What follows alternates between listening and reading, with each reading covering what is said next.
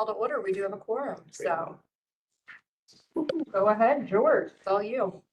Was financial statements and stuff first on the agenda? October finances, so yes. So these are October financial statements. The tax levy did come in the month of October, so the numbers kind of take a jump. So if you look at the first page, the total current assets jumped from about 3.4 million to 7.1 million. And I guess when you think about it, we got in $4,018,000 in tax levy. So it jumps by that amount, and then it goes down a little bit as we pay operating expenses of about 291,000 for the month. So this was kind of expected, and the tax levy came in, I forget, around within a week of the end of the month. And as of the very end on 10/31, it hadn't been moved over into the investment account that we had set up last time, and it has since been. That's about the exciting thing, because of that, our net assets, our net position on line 26 jumps up considerably because all of the revenue is recognized at once. I think that's about everything on the balance sheet. On the statements of revenue and expenses, there's, I guess, a few things that I wanted to talk about. I have to draw circles to remember them. So the tax levy, I said, was 4,018,000, and I do something different. We know that the tax levy, before I say that, we know that eventually we will get hit with refunds, and I'm assuming they didn't net that against the tax levy because nothing was in the general ledger. And the town assessors make little adjustments because when they calculate the levy and apply it and everything, it doesn't come out exact. So there's, little rounding differences there. So having said that, we know that line one, the tax levy, is we're going to get exactly what we budgeted. So rather than try to predict in the budget how much it's going to be, in October and then in December and again in May or whenever it comes in, I do this odd thing where I just put the budget in to match the actual, so we don't have a variance for the tax levy because we won't. Anybody disagree with that? Anybody want to take exception to that? The only way it's going to be different is when they do take out the refunds or whatever tax cert. Which so will you- show up on the separate lines, Right. yep. So, yeah. But that we will be- still get the tax levy in full, they just then, we have to pay back. No, So they net actually it. take it out sometimes off the top. Well, So they that's what I'm net it. saying, yeah, exactly. So that's Okay. what I'm saying, you won't see the full check and we're us writing a check. Right, Sometimes they right, take it but out. we still record the Yeah. full amount. Yeah. Okay, and that's what I tried to say. The other thing that I would say is we're looking at the variances, and right now our variance, is we're about $118,000 favorable to budget. Because of a couple of things, the interest and investment income is about $40,000 favorable. And the net income the total operating expenses are favorable and other revenues a little bit favorable. So the thing that I just want to make sure we say is that we budget rather a large amount under line 21 for capital improvements, and I can't remember how much it was, 350. And we don't show that budget until June, basically. We just kind of let it go throughout the year and then take that. So when we look at this variance, we should keep in mind that we will get a bump as well in June in terms of a variance, because we kind of push that back into June. And in looking at the expenses, I guess salaries and wages were remarkably close. And the fringe benefits were pretty close as well, for the month on a year-to-date basis. We're still very favorable. It jumped out at me that line 24 equipment was unfavorable, and David told me that we spent, and I can't remember the exact numbers, but about 2,600 on a tractor and about $9,000 on network improvements, network upgrades or something like that, to come up with a 12,384. So that likely is gonna be, I don't think there's enough in the budget to overcome that by the end of the year. Might come close, but that'll probably be an unfavorable variance.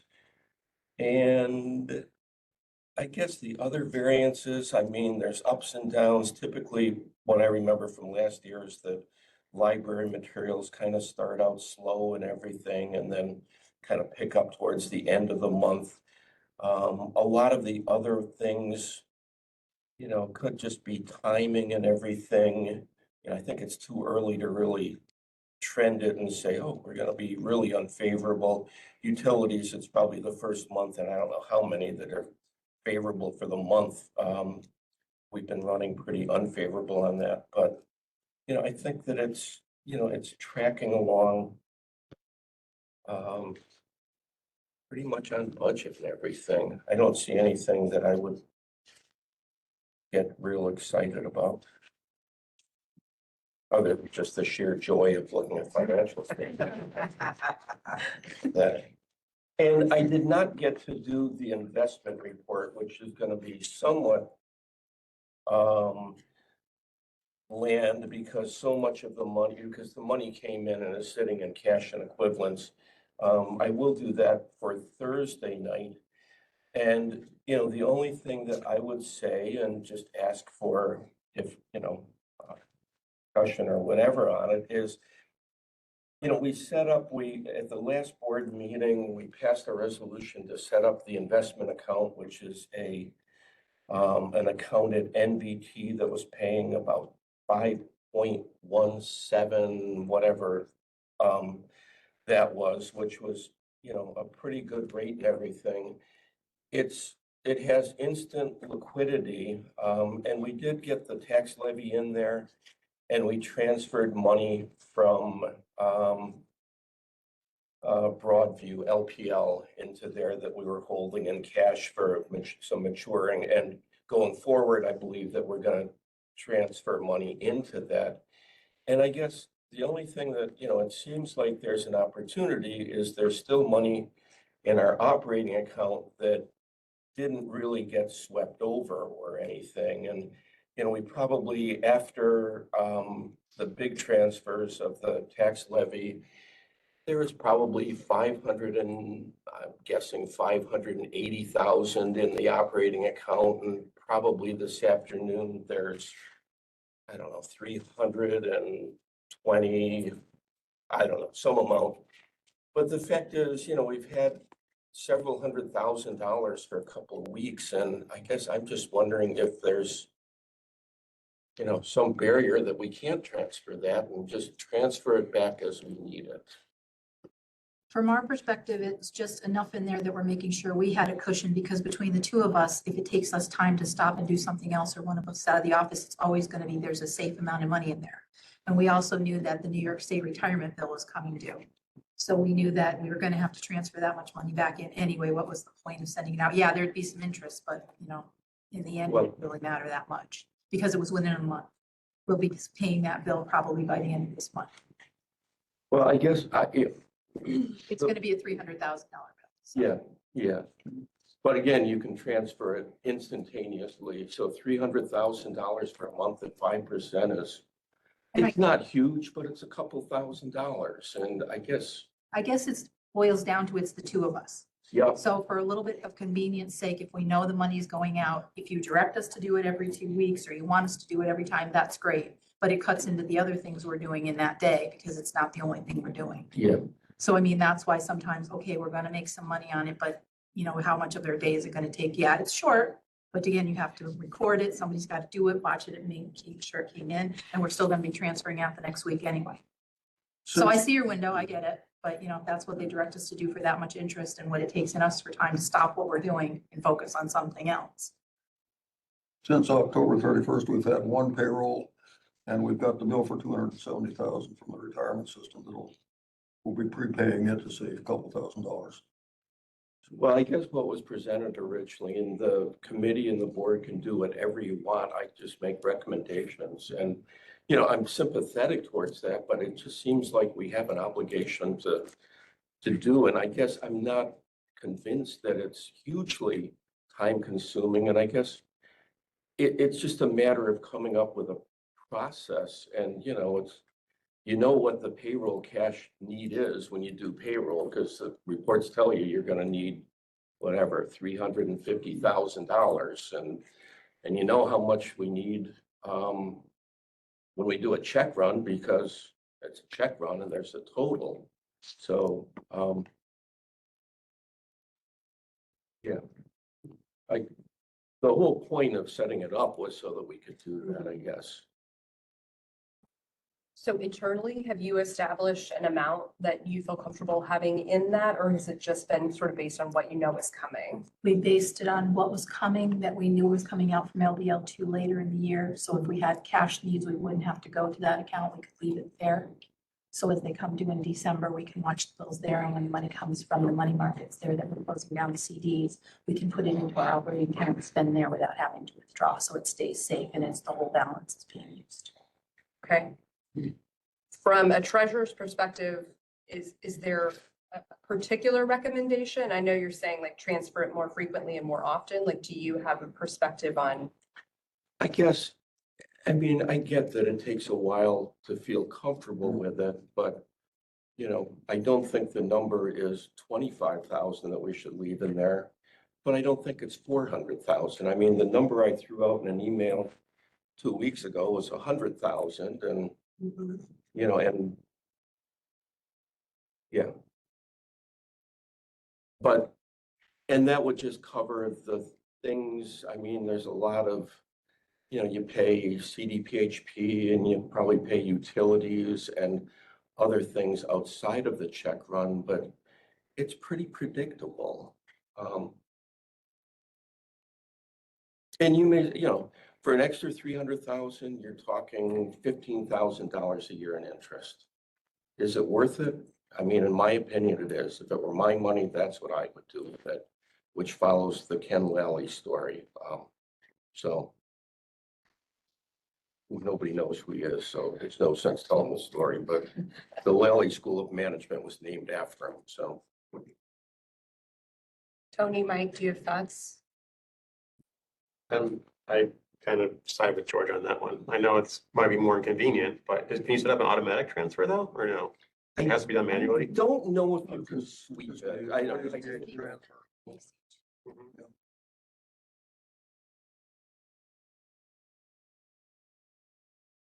I mean, I just say it's, you know, if we can be earning more on that money, we should try to. So, I And- mean, Yeah, and I don't want you to think I'm a greedy son of a bitch or anything, but I guess, you know, there's kind of, you know, rule, you know, the state controller office expects you to do it. You know, I don't know at what level, you know, they would get picky, but, whatever.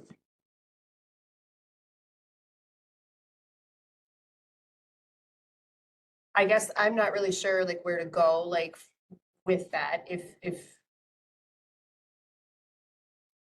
I'm not sure what direction to go and how to proceed with it. If So there's if you a, want to keep $100,000 in the account is what we're saying would be CDPHP utilities enough to pay your bills on a, let's say a holiday weekend.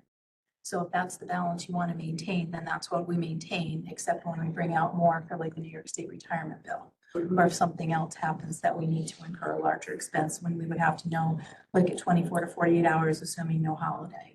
Mhm. So if that's the balance you want to direct us to keep in the operating fund and the rest is to be taken into the IntraFi account, we can do that. And how frequently would the balances need to change? Once a month, once every couple Every weeks, 2 every weeks, 2 because weeks we have a because of payroll, right? That would be your largest expenditure. One, at the end of the month is normally the insurance bills that would come due and the utilities. And except for the odd one of the New York State retirement. You know, unless there's something else out there, those are usually your largest bills.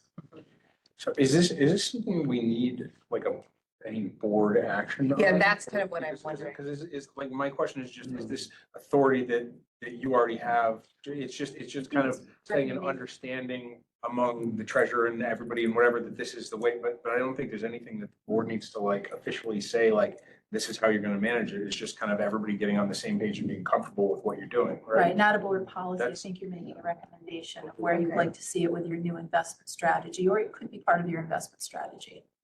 That, you know, all fallow funds are to be directed to be here with a minimum balance of this for operational needs. But if we're just making a recommendation for the finance committee, I think that's fine for what you're looking for. I mean, the resolution pretty much spelled it out, that, you know, what was gonna be transferred and we would, you know, maintain minimal money market and, you know, and invest as much as possible. So the board's kind of already, Yeah, we didn't put a number on that, right? We did We not just said put a just number. enough for Yeah. operational costs or whatever, so. I Yeah, don't know. something like that. So Tim, there, Tim and Natalie are check signers Mhm. and have authority and always sign off on any transfers we make. So Jackie and I are not making transfers on our own. Right, we We'll don't have. recommend to them authority, what we so grant. have to go to signatures to do Yeah. that, so. Which is again, something else we can run into if we need dual signatures. It's easy for us to get one signature. Sometimes it's harder to get two, which people know when we call them in. you need, you need two, Most of our, yeah, our bank account transfers need two. So, you know, if we have someone in the office, we're good. there's an internal policy. No, as the bank requires it to do it. The bank. I'd like to do it online. Well, we have two signatures on checks, so I think that's why the practice has been to have two administrative signatures authorizing Signing the off to transfer. verify. It's just a second But again, chance. the bank doesn't check that. You No, could no, go no, back that- right now and That's do a just a transfer. document that I prepare and then have them sign off on it. So from an audit standpoint, Someone is it's watching. approved if an auditor looks at it. So it's not fiscal officers Right. moving money willy-nilly. It's a control to make sure that the audit function is there, that someone else is seeing who's moving the money. Who's a lot? It is for checks, it is for everything, but it's safe. But again, you're taking money out of one account and putting it in another account. I mean, if you were transferring it to, I don't know, whatever, you know, that seems like a great idea, but within, I don't know, they've never worried about it with them, I guess. But we digress. Yeah, That's basically for your sleep insurance to know that Yes, it yeah. isn't just one person Correct. that's doing this. To avoid collusion. I'd sleep better knowing that we were investing it timely. I lose sleep over that, to be honest, so knowing that two people are doing it doesn't add anything to my sleep and people who got emails last night at 12 o'clock and 4 o'clock this morning can probably testify to that. So we could give it a try. Would you would feel all be willing to give comfortable it a try? maintaining a lower balance? And I would even say, like, to work towards that 100,000 as the cushion, and if we need one pay period to feel more comfortable getting closer to that number. Sure, we'll keep it with 100,000 and then we'll bring in the payroll each week as we have to. So we'll keep the 100,000 is where our basic is, just in case that it will take care of anything that could happen. And then we'll add to payroll, we'll add the payroll each time bi-weekly. Does that feel comfortable for the other two of you on this? Yeah. I mean, you know, the general idea makes sense to me. The exact number, whether 100 is the right number or whatever, I think I defer to you and George on that. I don't know what's the buffer that makes us feel safe that we're not gonna Mhm. run into a, big problem. And I mean, Well, that's why I'm saying with the 100,000, it's got everything in there depending on what time of the month it is. So you don't have to worry if you miss it, a cutoff, that there's a bank holiday, there's some other way that you can't get something in a Mhm. transmission problem. Bank has computer problems, you have computer problem, you're keeping enough in there. So just in case you could run out the fund with your payroll. And then the next Monday or the next day during the week, you bring it back up. So where you've got a safety net. You But can't- 100 would cover one payroll? Okay, You'll be good in there. okay. But 100 would cover a payroll? I'm sorry. a 2-week payroll. Yeah, but it's a bi-weekly. So that's what I'm seeing in there for numbers for salaries for what we take out. Oh, I thought it was closer to 2 or 3. Yeah, we're good. When I set out the net checks, so I'm making sure things aren't bouncing. Those are what my checks are going for. Yeah, you're right. Okay, I'm sorry. It's 187,000. I thought it was more. That's why I say when we bring it in. it I will must be have been like thinking just about in 3 there. payroll a month or something. Yeah. Yeah. That's why I like my, Okay. a little Yeah. bit of cushion just in case. Right. And I would say, like, if you can just let us know if there are unexpected issues that you encounter, that this is impeding things more than expected or anything like that, please let us know. But if everyone feels okay with that, the way we can be bringing in the little bit extra, that we're a lot extra.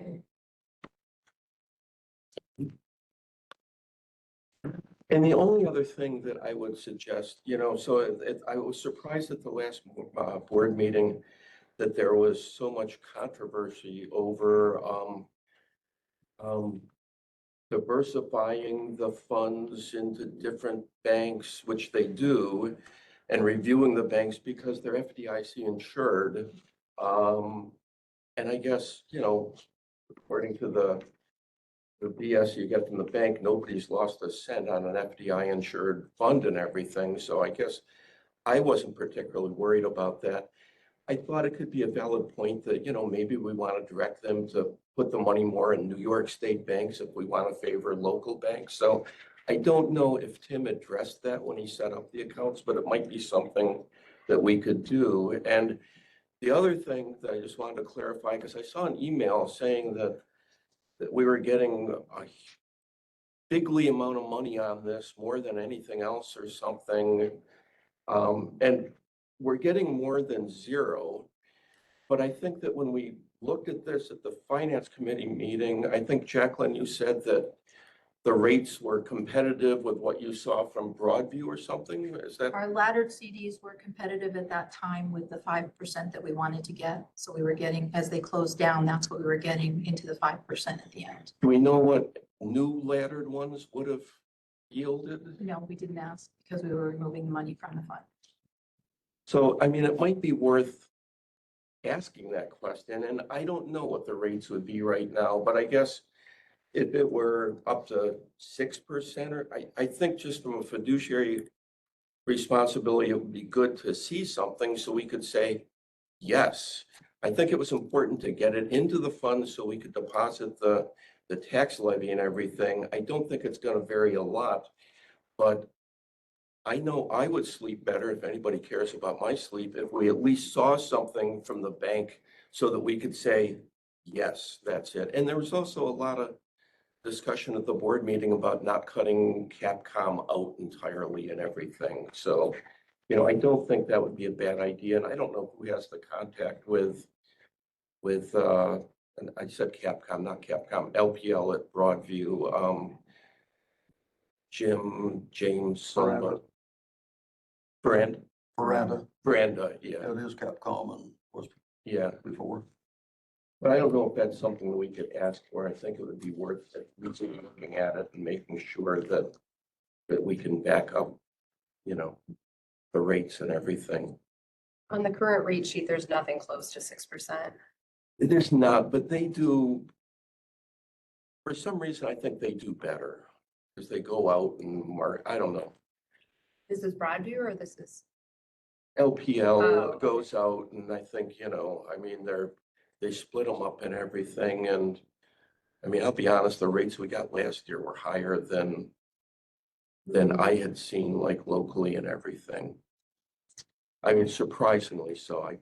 He looks at the time frame. So when he takes the short-term notes and he had a higher rate, the long-term notes sometimes have lower. So what he was doing with the laddering was figuring out. Oh, where yeah, he yeah. was And gonna I was do it. looking at all of the Yeah, 3 months, with 6 his, months. that's why when he told us about him, and how he sectioned the money off, that's where we were Yeah. getting the better rate return at this point. Sometimes the shorter ones have them. Yeah, oh, Like they're my right, current right one. now, they're definitely the shorter term ones.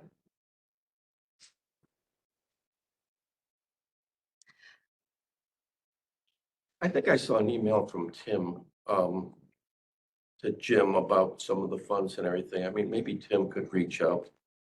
And since he's not here, I think it's good to work with people who don't come.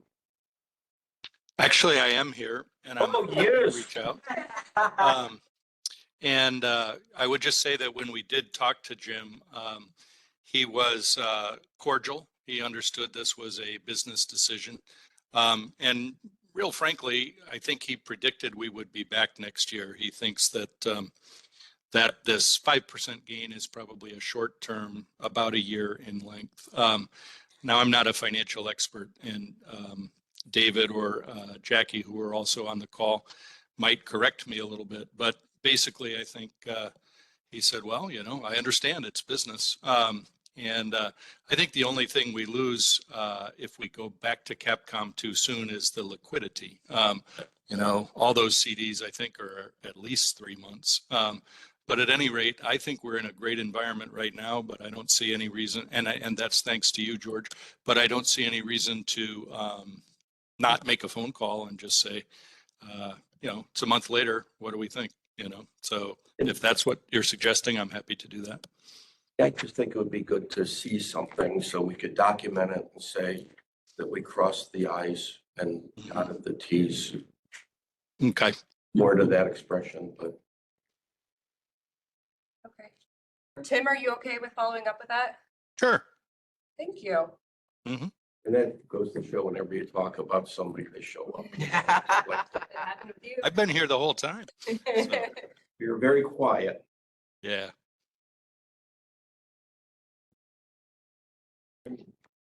Any other notes on investment? No, I've taken up half of the meeting. Okay.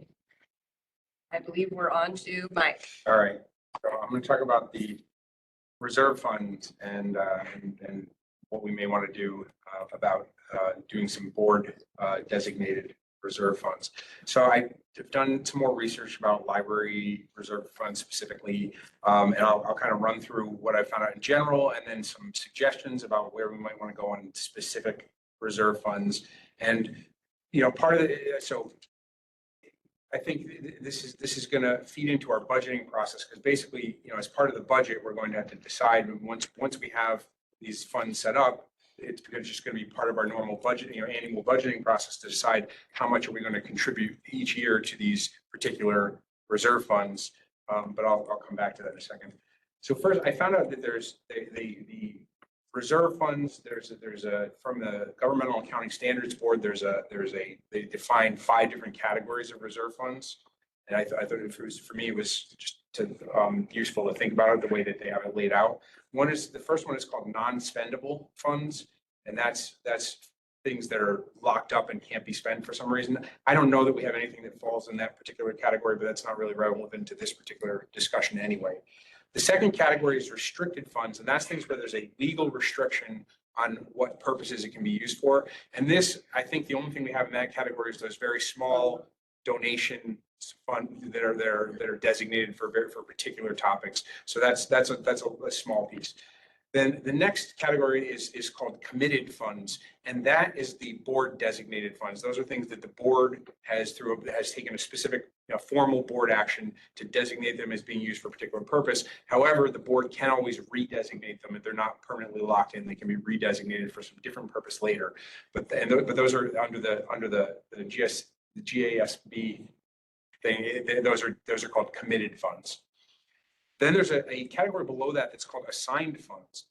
And this is a different category. These are funds that can be, they tend to be for a narrower purpose often, but they're funds that are usually given to the discretion, not of the board, but of usually the director of the library is given some discretion to spend certain funds for particular purposes or particular thing, but it's a separate category than the designated board funds. And then finally, you have the unassigned funds, and that's right now, that's what we have. That's unrestricted reserves, which is basically the only thing we have right now for most of our reserves is this unrestricted fund. So, basically the idea would be, to create some designated funds that would be in this category number 3 for some of our funds to go into for better kind of long-term planning and budgeting purposes. Also, a bunch of libraries have a specific reserve fund policy that kind of describes some things like for example, the fact that if you have budget surpluses at the end of the year, where do those go? Do those fall into your unrestricted fund, or do they go to one of the designated funds or things like that? Or there's some other things that were in some of the policies. I'll come back to that at the end and talk about what I saw in some of the policies and what we might think about if we want to do a policy like that as well. So then there's a few different kinds of funds that various libraries have that we can think about. And I'll just kind of run through them quickly. We talked about a tax certiorari fund. And this would be a specific fund that we designate, and we basically save up money in that fund so that when we get hit with one of these tax certiorari things and we have to, pay back, money that we're expecting to get in the tax levy or that we already got in a previous tax levy or whatever, we have money that's already been set aside to use for that purpose. Now, how much money we put in that, I think, is an extremely difficult question because it's very unpredictable. And what I found online, the state ed had a spreadsheet for school districts that listed reserve funds for all the school districts in the state. And I sorted that by tax certiorari funds and thing. They're all over the place. And some schools had zero or like a couple tens of thousands of dollars in there, and others had multi-millions of dollars, even just in this area. In school districts that aren't like wildly different in size, there were, I don't know what their major property holders, the big, like Crossgates or things like that might have a big impact on what their risks are. So that might play into it, but the numbers were really all over the board. So that didn't give me any, immediate obvious, answer to that question. So And they were school districts. those were school districts. They're school Those were districts, school, not that wasn't library. libraries. That wasn't, I didn't find anything that had something similar for libraries. I don't know if there's any sort of resource like that you could find. I was able to find it I was just thinking if I could get an idea for school districts and we could kind of, just do some sort of, proportional thing or something like that. But they really were all over they were just really all over the place. And some of them, the spreadsheet had 2 years. It had like I think it was 2021, 2022. And some of them, the difference within the years was sizable. And they must have got hit. Some of them got hit with some big bills, in between there. But it was all over the place. It was all, and so I don't know where, so my suggestion would be, since we just, I guess, we've just paid the bill basically on some major revaluations, and I guess there's a little bit that's still yet to come. But is that what we're expecting, or how much We were expecting, I think Macy's is settled, but I'm not sure the Crossgates Mall in its entirety is settled. So, Right. I think we could get hit with a few $100,000. I don't know. I guess we could ask the fiscal officer if he has any idea, but Yeah. So I don't know what the right numbers are, but I think the general idea would be, we would try and have, some sort of, probably not too large annual contribution to this fund, set a maximum, say we'd top it out at some point where we thought we had, enough to cover, whatever's likely to come in some, reasonable period of time. And then we just start putting money into that every year, a little bit, just saving a little bit aside, and then build up that until we hit whatever our cap is. And obviously with each of these, every year in the budgeting process, we reassess both the max that we'd set, as our target for the fund and the annual contribution that we're putting into it. And does that still seem reasonable based on what we know about, the risks and whatever, but that's the general idea. So that's the first one, tax certiorari fund. And and again, we have to figure out what kind of contribution we think would be reasonable to kind of get that running and get that up and going and start putting money into that. Another very common fund is having a specific designated fund for major capital expenses. And that could include, and this could be split into two funds potentially, but it could include both like major repairs when you have, big, systems or things that, need to be replaced or repaired in the building or whatever, or also equipment. If the library has to buy some kind of, a snowplow or, or some other thing, whatever, just major equipment expenses. But the idea would be expenses that are, well in excess of your normal annual expenditures for, the things that are out of the ordinary that you wouldn't include in just your regular annual budgeting process. You'd save up money in a kind of a fund that would cover these bigger capital things so that it could be spread over, more time. And for that, I think we probably want to just look back and try and look over some period of time back and just see what kind of big expenses we've had. And, over, I don't know what's the right period of time to look back, look over the last 10 years, look over, I don't know, some period of time, and just kind of average out, like, how much are we spending on big, major, not regular expenses, but kind of out of the ordinary major, expenses, and then try and, figure out, similarly, okay, let's start saving a little bit every year and kind of put that money aside and have a designated fund for that, for part of our budgeting. Another thing we could consider would be a long-term fund that's for the eventual way down the road. The next time this library has to have a major renovation or a brand new building or something, maybe 25 years out or some whatever is the useful, the expected lifespan of the current building after our, recently completed expansion renovation. And to start putting aside, a chunk of change every year that will kind of just, that will be invested and it'll be growing and we can, and then the idea is eventually, who knows when, 25 years down the road, when we're saying, hey, this building is really showing its age, we need to do a big project, we need to do whatever, we don't have to go to the taxpayers for the entirety or the large bulk of it. We can say, look, we've been gradually putting aside money specifically for this purpose, and we already have X million dollars into that. We have to ask the taxpayers for a much smaller amount, but we would be, targeting that and trying to put money into that to really build that up. So we don't have to demand as much and take as much debt on, bonds, and ask as much at one time from the taxpayers. So that would be another one. Another thing that some libraries have is sometimes called an endowment fund or a permanent fund, but it's a fund that where the principal is never touched, but all of the earnings, the interest off of it is used to supplement the library's income every year. And one potential way that could be used is it could be the designated place that we put any gifts to the library. If the library gets any donations or gifts or things like that, that gets thrown into that and gradually builds up, or, I don't know if that makes sense or not, but it's just something to think about as a type of fund that some libraries have. I don't know if it'd be something you'd want to seed it with some money just to get it started and then put donations in it or whatever, or if it's not even worth doing that because it's, I don't know, it's something that some libraries have. And then finally, we have the undesignated fund balance. And so that would just be, we'd have these designated funds, we'd figure out how much we're going to invest every year.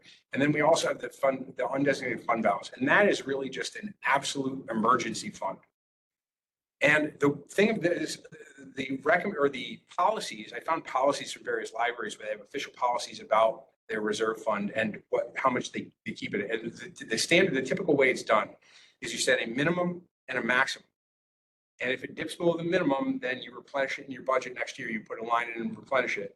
If it ever exceeds the maximum, then anything over the max that you've set goes basically, in your next budgeting cycle, that goes in as, and can decrease the amount you need to take in the tax levy or whatever, basically goes back into your, other, just it kind of counts as some of your, income or whatever that you're going to use for the next year, essentially.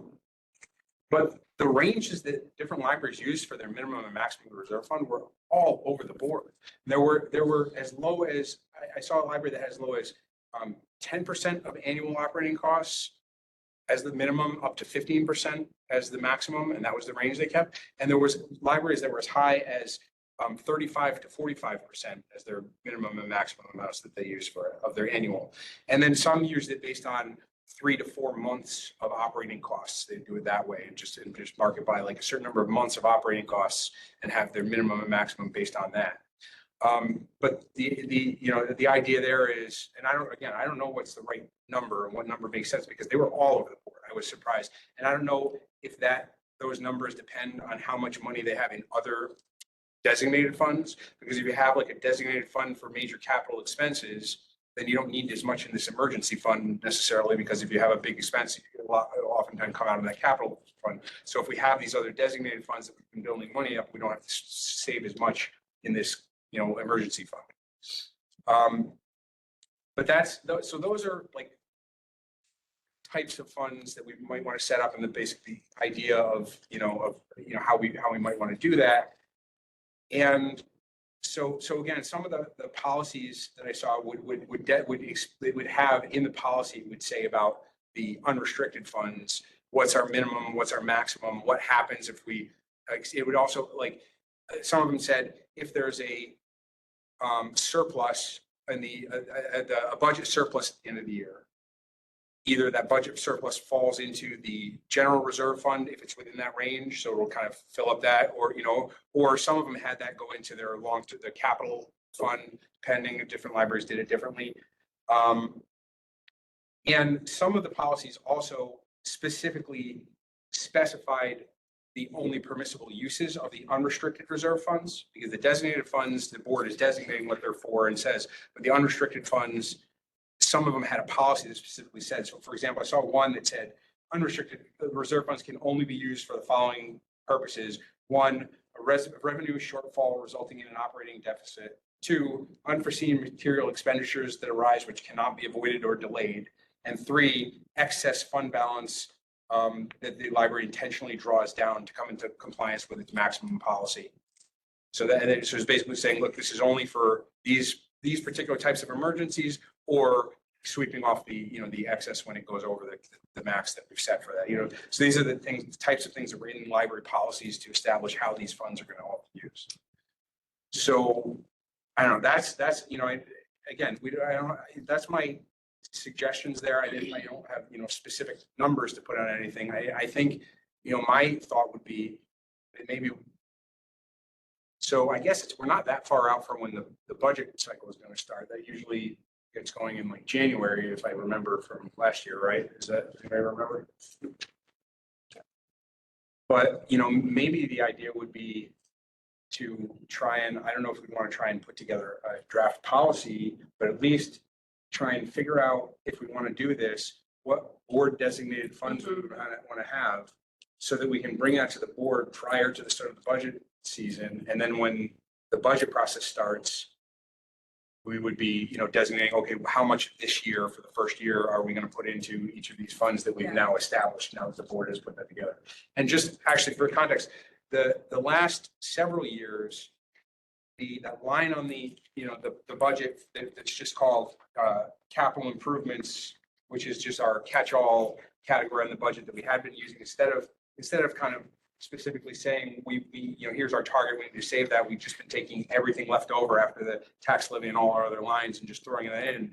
That had been in the ballpark of $200,000 to $300,000 a year, I think it's been around. So that's, if we were going to keep our budget in the same ballpark, we have that kind of money to play with between, a tax certiorari fund, a capital, expenses, maybe a long-term fund or whatever. I'm not saying we have to use all that money, but if we were to say we're going to put, money that was in that ballpark into that, we'd still be in the ballpark of our typical, our annual, budget. So that's just to give a rough idea. And I'm not saying we have to use all that money, or that's the right, number, but that's, just to give us some kind of frame of reference. I don't know. So that's what I got. Thank you. First off, thank you. I think this is great and does give us an idea of what we can do with this. And some of these things I think are exactly kind of what we were talking about. As far as how we want to go back about doing this, we had talked about framing it more as an investment strategy, so that it was not a policy and didn't need to go through the policy. Like it would be something that finance created, but then again, it wouldn't be a policy that exists long-term for everybody else to see and know what was going on. So I don't know if we have any crossover membership between us and policies. Are you on policies? No, neither of you. No. Or if we want to sort of gather something collectively together and send off to them to review if we want it formalized. Yeah, and it could, I think we could do it, in two steps. We could focus first on, hey, let's figure out what funds we want, have the board designate the funds. And the policy side of it, I don't know that, that's probably things that we could work out after the fact. To the extent we want to have a specific policy that governs it, we could pass that off to the policy committee or give an outline suggestion to the policy committee and let them take from there, or do something. I don't know what's the right way to do it. Tony, what's your gut instinct on all of this and sort of how we should proceed? Would I proceed? Like honestly, the two that I'd like to pursue would be the tax Shari one in the long term, like 25 years down the road when the building starts to fall apart. One. I don't know if we need to go through policy though, Okay. right? I mean, I think only if we're creating a policy. So the only reason I say that is because when we had the meeting, we were in the other room. I don't remember how many months ago that was. That I said something about an investment policy, and Marina, I think, is the chair, and she said that would have to go through policies. Like if it's an official policy. That's the only reason that I even brought that up. And again, I don't think it's necessary. I don't think it would be a bad thing to have, but I don't think it's necessary. So I think we could kind of do our part and then maybe suggest a policy and say, we could even give them, some bullet points or an outline, some thoughts or whatever, but just say, hey, we want to get this off the ground, get these designated funds so that they're ready for the budget, cycle. And if you want to work on a policy that's gonna, mesh with this, that'd be great, but we should just go ahead with it regardless of whether we have that in place or not. Probably the budget strategy. Yeah, I mean, I don't think there's anything that I saw in the policies that I looked at. It was something we have to have in order to do this. I think it was just things that Okay. kind of gave those minimum and maximums that gave them some force and effect, rather than just being kind of a budgeting strategy. Mhm. Because all that stuff is stuff we could do as informally as part of the budgeting process. We could say, well, we got plenty in our reserve fund. We don't need to do more. So let's, take some out of it and put it back in just as part of the budgeting process, as opposed to having it in a policy that says, when you hit that cap, you will do that because that's too much. We don't want to keep, I have no problem with So- that. I just want to make sure we're driving in our lane. Like that's, And yeah, no, I would be happy with, us trying to put together a proposal for the board for, let's create these designated funds Mhm. and then kind of toss to the policy committee, say, hey, you want to make something that support this? Here's what we looked at, here's what we thought about, but it's up to you. Yeah. It's, up to you to, make the final thing. That'd be fine with me. Mhm. And Tony emphasized the tax tertiary fund and the long-term renovation fund, which I'm in support of as well. And the other three things that Mike mentioned were major capital expenses Yep. and endowment fund, which I think is a good idea in theory, but I wouldn't prioritize as high. I So, agree. I just thought it was interesting because I hadn't thought about that. I'm not exactly sure what's the best way to use that or. yeah, and then but this, How many libraries did you see with an endowment fund? you know what? I don't know. I saw some, but I don't know how common it is. Some called it, I saw at least one that called it the permanent fund, but it was the exact same thing. It said, this is money that we don't touch the principal, we only use the interest, and other ones called it an Yeah. endowment fund, but So I'll just put this on your radar. I took a training through the New York Library Association several years ago. Yep. It was a leadership and development thing where they're prepping you to be a director, basically. Yep. And there was discussion in a fiscal section about the idea that you have to be careful how much of a fund balance you carry. Because and that's what we're, Yeah. that's what we're Yeah. trying to address. Yeah. So, Yeah. so I, That's where this whole even if it's, conversation- I mean, it might be worth making it a policy in terms of covering your butt, yeah. legally speaking, to say. And part of the advice we got, and Yeah. some of this was from the Bethlehem, which has much more structure. They have a policy about their reserve funds as well. But they said that the state looks on your kind of your reserves much more kindly when you have specific designated funds rather Exactly. than everything sitting in an unrestricted. They'll be more critical of that. Right. But they said basically, there isn't hard numbers on how much it's okay to have. It's just whether you have a purpose for it. And it's when they get worried is when there's like money building up in there and there's no plan for how to use it because it just looks like, oh, you just created a huge slush fund.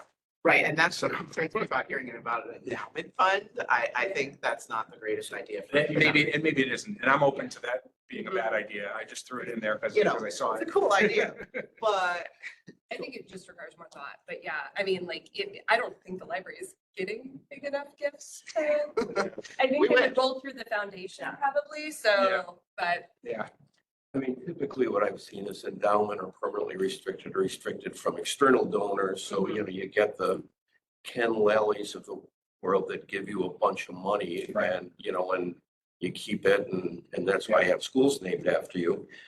And I was looking at something and I can't remember if it was Bethlehem, but I was looking at their budget presentation and they had right on it basically that, you know, it's like, well, we have to keep 4 months or some number to cover until the tax levy comes in. So the year ends and then you have July, August, September, October that you need money to cover and everything. So they kind of spelled that out, which I think is similar to what you said when I was surprised when they said they only wanted 10% or whatever. But when you started talking about 3 or 4 months, that kind of made sense that we would want to try to set enough money aside to cover us during that time until the levy comes in.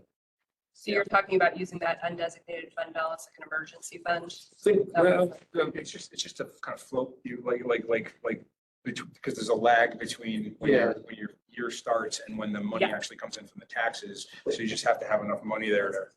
And I think it's something that people would understand. I mean, it's like you look at it, it's like, hey, we have to operate the library and we need to hold that much and, you know. So, and that makes sense, and maybe that's how we kind of eventually, that's how we set the numbers. As we say, okay, we want the minimum in that fund to be enough to cover, you know, that period between, you know, the start of the year and the tax levy, and that's our minimum, and the max is just a little more than that, and that's our range, or I don't know. But So- that sounds And this reasonable. is an odd question, but when you talk about board designated funds, do we avoid calling them reserve funds because reserve funds gets them into the governmental oversight? Or, you know, into the We don't want to. regulated by that. So I don't know. I don't know if the terminology that we use makes much sense, makes much difference. I saw various different language being Yeah, used at okay. different libraries for, you know, they didn't seem like they all use the same. I think we language want to for use everything. board designated Designated. funds. That's, yeah. that's Yeah. what, you know, I've seen. I think it's the safest term. Unless you have a different, No, I think that's fine. Yeah, You know, your funds when it comes to the state controller, or Yeah. as you say, designated to certain purposes, like the highway have one for equipment, like you would need for equipment. So Yeah. it'll only be that thing. yeah, I think You have to take we, it out. these are, you know, these are board designated, so I think that's probably the language we want to use. Because the just like- traders know. These are yes, board we can designated funds. undesignated, Right. And then we just have the one, you know, the actual fund balance that's the one pot that's our, you know, float for, you know, carrying us through the budget. That one is the only unrestricted fund. So, from the fiscal office perspective, are there any of these funds that you think that it would be most valuable for us to fund if we were? Your tax tertiary and long-term, yes, they are both very good because tax tertiaries, even in municipal governments, you don't have a contingent account. Yeah. So that's basically what I think your capital improvement account's kind of been. If you ran into a problem, you could always Mhm. move money from one to another, but now if you're naming it, you're just making it easier on yourself for what it is. Perfect. From a treasurer's perspective, George, do you think there's anything else like that you wanted to highlight besides now? No, I think. Admin, you're here. So I'm here. what do we think? So I think there's consensus about the tax tertiary and a long-term, you know, renovation type, you know, thing. What about in the shorter term, like major capital expenses? Is I that- would be in is that support of something that's- Using that, but not having a large amount of funding in it. You know, like if we can get that, like, I wouldn't say like, I guess my question is, how uneven is that over the course of, you know, like year to year or whatever? Do we have like major expenses that come in that really throw it from year to year out of whack a lot? Or is it kind of even out? We have, expend a lot on this one year and the next year spend a lot on this other thing and whatever, and it kind of evens out. Because if that's the case, that it's really not big fluctuations year to year, then it's really unnecessary. You It's have more- your budget, like I would say, just looking at something like your software and your computer usage. Like this year, you have the bill that you saw, the bigger bill, it's been up there for 13 years, this network. So you had to replace it now. I mean, Okay. you got a lot out of that for your money. Right. So if you made it a capital expenditure, I mean, that wasn't a huge bill, it was under $5,000. But if you're already funding it for your software and your computer support, you just call it a different line in your budget and put the right amount of money in there and use it as a yearly expense. So maybe we're more in line with being able to budget those things. Right. Yeah. Just Okay. add another line to your budget, call it what you want So- instead of saving it So, for later. okay, so that one, that may be unnecessary then, and maybe we just want the two. I guess I would worry about like, when an air handler or a chilling system that's, I don't know, $40,000-$50,000. And I thought in my lifetime here, we had the replacement that was, Yeah. horrendously expensive, but I don't know if. Did we have enough knowledge in advance to budget for that? Or did? I think we took it into the construction project, didn't we? Ah. So we kind of got around it, Yeah. but if we hadn't been in the middle of a construction project and had that, it would have been all of a sudden $40,000 or whatever that we have to come up. So So that's the kind of thing that this maybe, might protect us against. And if they're your board designated and you have a long term, but you need major improvements, you think in a year You can that you're always gonna need air redesignate it, conditioning, yeah. and heating So- system, you can change because your board's board designated, so you can change course a little bit. That's true. So I mean, if we just had the long-term one, that's, the intent of it is to save for, the distant future. Mhm. But if we have an emergency that's really out of whack from the annual budgeting, that we really just can't eat it in our annual budget, then we say, okay, let's take some money out of that to handle that, but we don't need to set up a separate fund for it. Right. That's a possible approach, and that's fine. Right, because you could see it's coming up in a year or two and you say, okay, let's just designate this a little bit more off of that for now, and then we'll go back to the larger one. I can be convinced to go either way, to dump all of it into that long term and then move it if needed, or to fund something like $20,000 in the major capital. How often can you redesignate the funds? Anytime you want. Anytime. That's what gives them movements, that they're not reserves. Got it. Reserves would lock them up more, but So- it being board designated is your Yep. decision on what you see. Yeah, that's good. Although I think if you went a little too crazy with that, then state ed is gonna. Gonna- I don't think they're gonna be like, Yeah. Like take this Yeah, the way we intended it, yeah. So, okay, I mean, building stuff happens in libraries. Oh, yeah. Every library I've worked in has had a roof leak. so It just so happens. in your perspective then, Yes. would you say that we put a smaller A amount? small amount like- towards an emergency fund for a building issue. Yeah.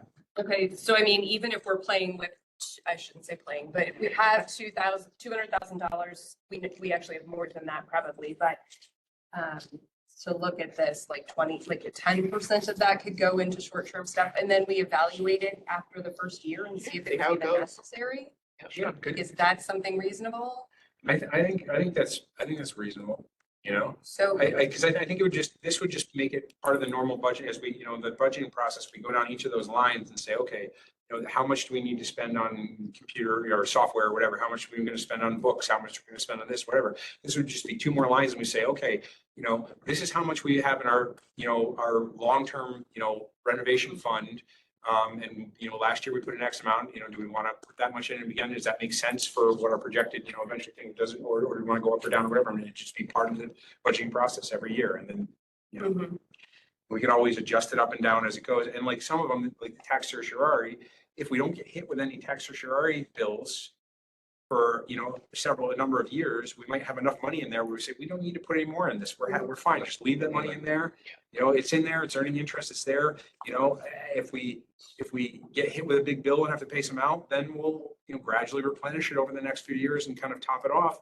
But the money's there and it's protecting us so that our budget won't feel it if we get hit with a tax, certiorari thing, that kind of thing. So it's 6:30. Yeah. And you all know that I'm gonna cut this off in an hour.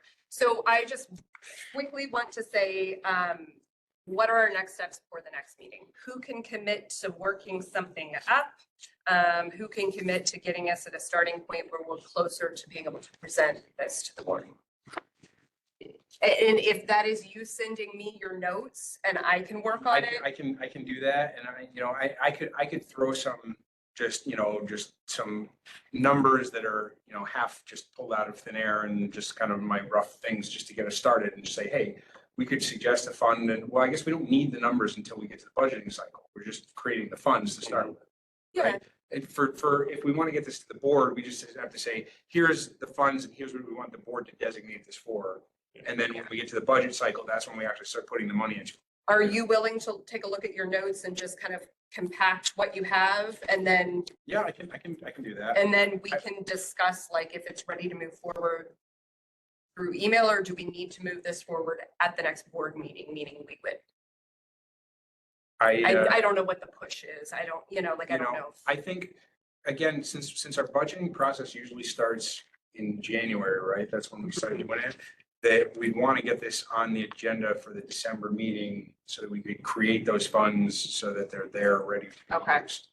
Now, I mean, it doesn't have to be, because as long as the budget, by the time the budgeting process is done, which is going to be another month or two later, as long as the board has put it in place by then, because Yeah. if we know when we're doing the budgeting process that this is the plan and we can take that into account when we're kind of figuring the budget out. As long as the board has taken action and designated before we try and pass the budget, Mhm. we're okay.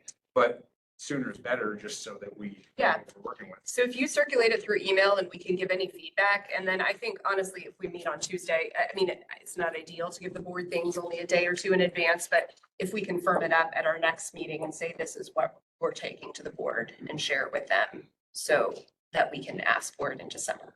Okay.